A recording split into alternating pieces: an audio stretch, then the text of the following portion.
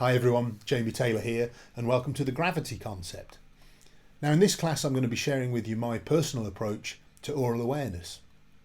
Now, one of the most common techniques that's used for getting people started with interval recognition is to use a famous piece of music to identify the interval.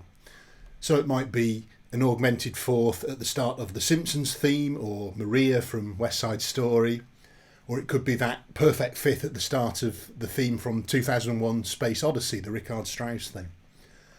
Now there's nothing wrong with that. If it helps people get started, I'm all for it. But it's only going to take you so far. The problem with doing it like that is that you're ignoring the context in which the interval's heard. Now the famous perfect fifth that we're talking about in that piece goes from the C to the G, and it sounds like this.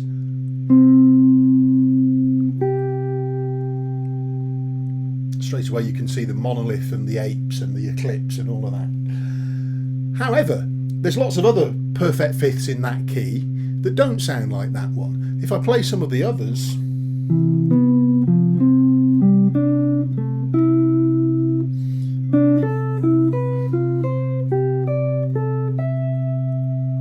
you don't really get a sense of Also sprach Zarathustra, to give it its correct title. It's only when I play the exact one, C to G,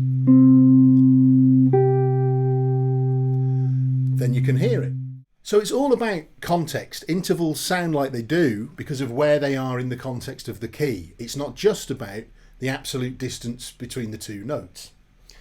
You could make an analogy between this and navigation. If you were driving in your car and you had no idea where you were, but you had a compass and a trip meter in the car, you could measure 5 miles, you could go due west for 5 miles, but you still wouldn't know where you were. All you would know is that you were 5 miles west of where you started.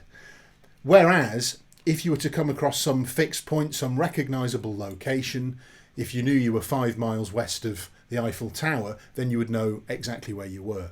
So it's just the same with music. Just do one more for you, and these are as random as somebody on their own can make it, I promise. Very dissonant that time. Now that top one is absolutely agonising. It's desperate to fall, so it must be a half step away from something, and I can hear it's a half step away from the C, so it must be a D flat just above the tonic.